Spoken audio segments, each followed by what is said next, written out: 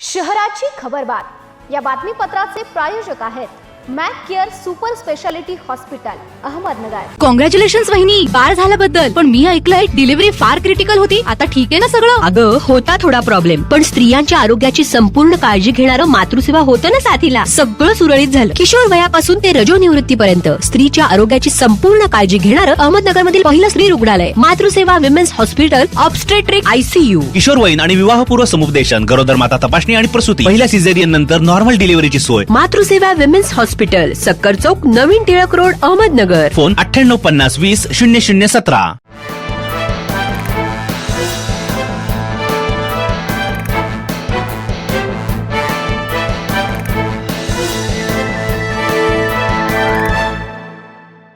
नमस्कार, मी साक्षी। न्यूज 24 सह्याद्रीमध्ये तुमचं स्वागत। पाहूया अहिल्यानगर शहरातील महत्त्वपूर्ण बातम्यांचा आढावा शहराची खबरबातमध्ये। बनावट इंस्टाग्राम अकाउंट तयार करून एका विवाहित महिलेला वारंवार अश्लील मेसेज पाठवत मानसिक छळ केल्याप्रकरणी संबंधित मोबाईल धारकाविरोधात अहिल्यानगर सायबर पोलीस ठाण्यात गुन्हा दाखल करण्यात आलाय। याबाबत पाथर्डी तालुक्यातील एका गावात राहत असलेल्या पीडित 24 वर्षीय महिलेने मंगळवारी फिर्याद दिली आहे।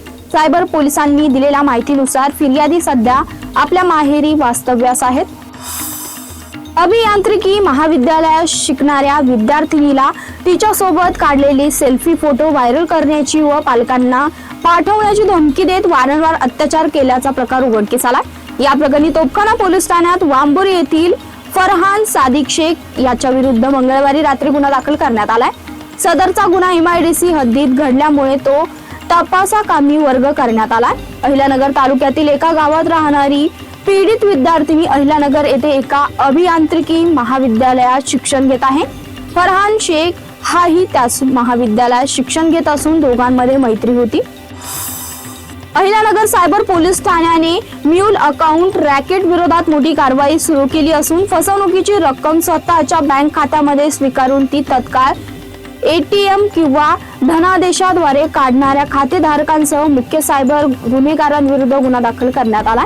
अहिल्यानगर शहरासह जिल्ह्यातील संगमनेर, शिर्डी, राहुरी, श्रीगोंदा तालुक्यातील 12 व्यक्तींचे बँक खात्यावरील फसवणुकीची रक्कम प्राप्त झाल्याचं निष्पन्न झालंय। सावडी उपनगरातील एकविरा चौकातील रुद्धेश्वर कॉलनी येथे घर फोडून 1.5 लाखाचे दागिने चोरट्यांनी लांबवलेत। ही घटना मंगळवारी सकाळी 9 वाजेच्या सुमारास उघडकीस आली आहे। या प्रकरणी अविनाश नानासाहेब खाडे यांनी दिलेल्या फिर्यादीवरून तोपखाना पोलीस ठाण्यात घरफोडीचा गुन्हा दाखल करण्यात आलाय। गणपूर्ती अभावी तहकूब झालेली महापालिकेची महासभा अखेर 24 जुलैला होत आहे।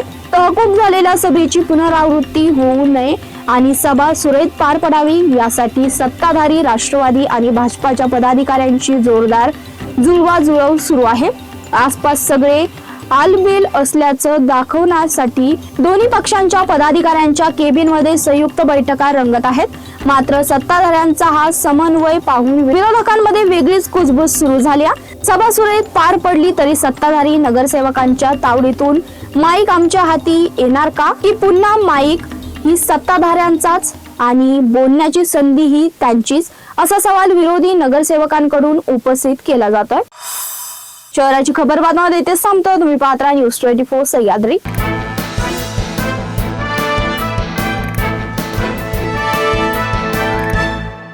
शहराची खबरबात या बातमीपत्राचे प्रायोजक होते Mac care super speciality hospital Ahmednagar.